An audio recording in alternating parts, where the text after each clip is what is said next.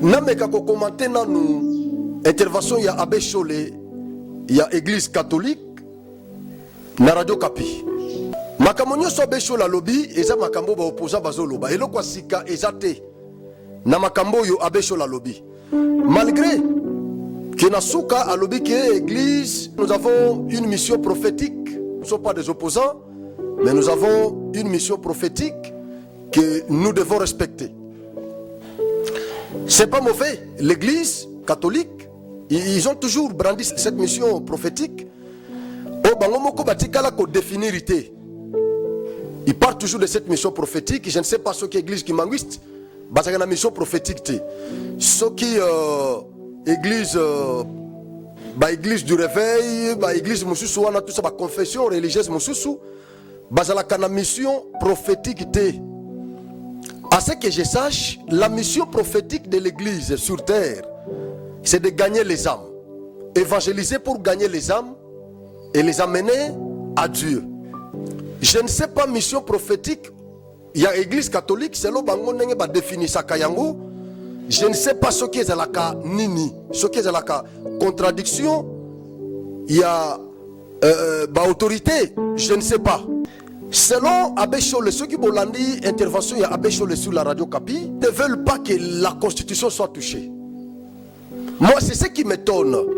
Même ceux qui Abbé Cholé a juriste, même ceux qui cardinal Mbongo, membre de l'Union Senko, baza juriste, mais néanmoins, ils ont des avocats, ils ont des juristes.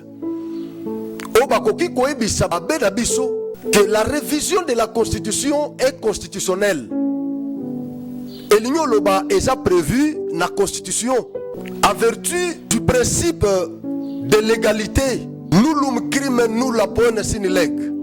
Comme la révision de la constitution est constitutionnelle, alors toute autorité reconnue compétente par la constitution peut déclencher l'opération de la révision de la constitution. Nous pouvons condamner cette révision si elle est initiée par une autorité dont le pouvoir, la compétence n'est pas reconnue par la Constitution. À ce moment-là, nous pouvons condamner. Mais si c'est une autorité qui est compétente, reconnue comme telle par la même Constitution, qui déclenche l'opération, je ne vois pas pourquoi tous ces gens-là vont demander à Tshisekedi de ne pas exercer les droits qui lui est reconnu par la Constitution. Je ne sais pas. Abbé Cholé na langage na yeso ki bolandi. Azo rappelé biso oyo le cas sous Kabila. Alobi cette même initiative et Salema na ta ya Kabila. Mais ba Congolais ba kufaka ba Congolais ba s'opposaka. Je vais ici répondre à mon chapelain Cholé que le contexte n'est pas le même. Ne faites pas l'amalgame entre la révision qui était initiée par Joseph Kabila et la révision qui est initiée par Tshisekedi. Kabila a initié la révision de la constitution vers la fin de son mandat. Parce que Kabila n'avait pas cette bonne foi de laisser le pouvoir tout en respectant la constitution. Non. Si Kabila avait laissé le pouvoir, c'est juste à cause de la pression populaire. C'est parce qu'il y avait une forte pression populaire. C'est ce qui avait fait que Kabila laisse le pouvoir. Mais ici, Tshisekedi n'est pas à la fin de son deuxième mandat. Tshisekedi à un début, il y a deuxième mandat. Et Yemoko, Tshisekedi est différent. Na Joseph Kabila. Kabila lui-même ne parlait pas. Quand il était attaqué, il envoyait Mende, il envoyait les autres pour parler à sa place. Alors, il nous était difficile de dénicher ce qui se trouvait dans sa pensée. Il nous était vraiment difficile. Mais Tshisekedi lui-même parle. Malgré qu'il a Tina Salama, il a Patrick Mouyaya, il a les porte-paroles, il a les communicateurs, tout ça. Mais lui-même parle. Quand ça ne va pas, lui-même fait le coup de gueule. Il répond. Quand on l'attaque, il répond. C'est tout ça la différence. Depuis, je crois, c'est depuis l'année passée qu'il a commencé à évoquer les éléments sur la base desquels il déclenche l'opération. Il vous a parlé de beaucoup d'éléments qu'il a évoqués. Mais l'élément que vous évoquez là, qui touche au mandat du chef de l'État, ne figure pas dans cette liste-là. Ça s'appelle le procès d'intention. Je vais vous lire l'article qui donne à Tshisekedi les pouvoirs. procéder à la révision de cette constitution. La Sina Salaba et M. Belé autour de cette question-là m'a expliqué Bino Makamwe Belé tout ça. Article 218. On dit bien, l'initiative de la révision constitutionnelle appartient concurremment 1. Au président de la République. En droit administratif, on vous dit que les compétences sont d'attribution. Le droit administratif sort du droit constitutionnel. Donc il est dérivatif du droit constitutionnel. Et que donc, tous les principes qui régissent le droit administratif ou l'administration publique ont la bénédiction du droit constitutionnel.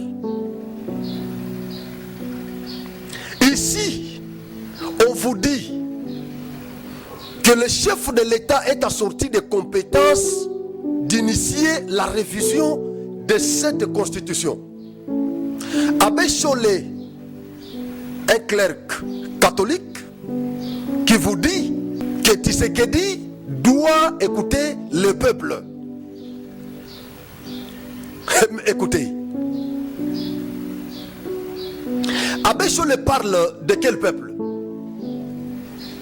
Parce que la même constitution donne aussi la compétence au peuple d'initier par une pétition la révision constitutionnelle. C'est-à-dire le président, le peuple et les autres autorités que je vais citer ici. Ils sont en concurrence en matière de révision constitutionnelle. Voilà pourquoi les constituants disent ceci. L'initiative, je vous parle comme un chercheur en droit constitutionnel. Oui. L'initiative de la révision constitutionnelle appartient concurremment. C'est-à-dire en matière de révision constitutionnelle, le président de la République est en concurrence avec le peuple. Ouais. Le président peut initier, tout comme le peuple aussi peut initier par pétition. On récolte les signatures, 100 000 signatures pour que la révision soit déclenchée. Bien qu'il y a des conditions, il faut que nos représentants soient saisis, tout ça, parce que tout passe par le Parlement. Mais j'insiste d'abord ici, Abbé Cholé, chaque fois quand vous parlez, vous nous dites que vous êtes caractérisé par l'esprit du respect de cette constitution. Si réellement que vous êtes caractérisé par cet esprit-là, du respect de cette constitution, mais vous devez comprendre que cette même constitution donne au président de la République la compétence de déclencher l'opération de sa révision. Vous allez comprendre qu'en matière de la révision constitutionnelle, le président de la République est compétent de déclencher l'opération. Alors si, parce que vous allez me poser la question, pourquoi du temps de Kabila, nous l'avions empêché de le faire? C'est parce que ces temps-là, on suspectait ces régimes dans ce qui se passe dans l'Est. Il y avait beaucoup de choses qui se passaient là-bas. Mais les clairvoyants les avaient déjà dénichés. Nous avions compris que ces régimes-là étaient en connivence avec les adversaires qui viennent tuer chez nous ici. Nous avions compris que ces régimes-là cherchaient à briguer le 3e mandat. Nous avions compris que le moment que ces régimes cherchaient à réviser la constitution, ce n'était pas propice, parce que leur mandat touchait déjà à sa fin. Et que donc, je peux ici sans embâche dire que le contexte n'est pas le même. Vous voyez comment Tshisekedi est en train de se battre. Pour le moment, aujourd'hui, tous les Congolais savent que Tshisekedi et Kagame, ils sont aux antipodes. Tous les Congolais le savent. Au moins, les mal intentionnés qui continuent à suspecter Tshisekedi, qui estiment que Tshisekedi est en connivence avec Kagame, les mal intentionnés. Mais sinon, les Congolais qui réfléchissent, je crois qu'ils ne peuvent pas accepter que Tshisekedi est en connivence avec Paul Kagame. Abbé Chole, il doit comprendre que en droit constitutionnel, il y a ce qu'on appelle la constitutionnalisation de la Constitution, c'est-à-dire l'élaboration de la Constitution, la légifération de la Constitution. On parle là du constitutionnalisme. Nous avons la reconstitutionnalisation, c'est-à-dire la révision de la Constitution. C'est prévu en droit constitutionnel. Tout juriste qui a étudié le droit constitutionnel, il comprend ce que j'ai dit. Même tout politologue qui a étudié le droit constitutionnel, il comprend ce que j'ai dit. Et enfin, nous avons la déconstitutionnalisation, c'est-à-dire l'abrogation même de la Constitution, la suppression de la Constitution, l'annulation de la Constitution. C'est ce qu'on appelle en droit constitutionnel la déconstitutionnalisation. Nous avons étudié ça quand même. En dehors de ça, nous avons la théorie de l'évolutionnisme. En vertu de cette théorie-là de l'évolutionnisme, on vous dit que tout individu est évolutif. Et nous les juristes, parce que c'est une théorie philosophique, et nous les juristes, nous l'avons emprunté pour la greffer à la loi. Et nous disons que toute loi est assortie d'un caractère évolutif. Comme la personne humaine est évolutive, comme la société est évolutive, tout comme la loi qui régit cette société est évolutive. Vous n'allez pas me dire qu'il existe sur cette terre des humains des lois qui sont immuables, des lois qui n'évoluent pas. Non. Voilà pourquoi nous avons l'école des progressistes et l'école des conservatistes. Mais nous faisons partie de cette école des progressistes. En droit, nous avons les volontaristes et les objectivistes. Moi, je fais partie des objectivistes. Je vous ai toujours dit ça. Parce que moi, j'ai toujours estimé que l'équidistance, ce n'est pas une bonne chose et ça ne m'a jamais caractérisé. Moi, je ne suis pas volontariste parce que selon les volontaristes, ils estiment que la loi est l'émanation de la volonté étatique. Mais nous, les objectivistes, nous croyons que la loi doit être édictée sur base d'une nécessité sociale. C'est quand il y a une nécessité sociale que la loi est édictée. En droit, nous disons que la forme corrompt le fond.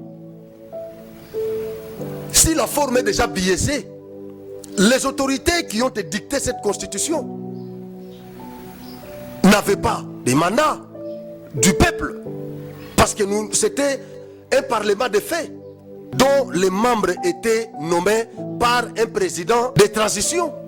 C'est comme pour dire que toutes les autorités qui avaient édicté cette loi n'avaient pas les mandats du peuple.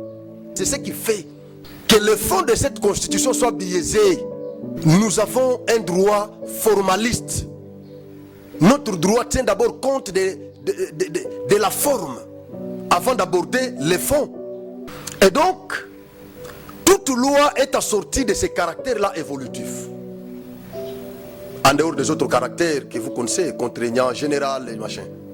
Mais il y a les caractères évolutifs. La constitution article les belé oyo batwazo proposé na chef de l'État pour la modification.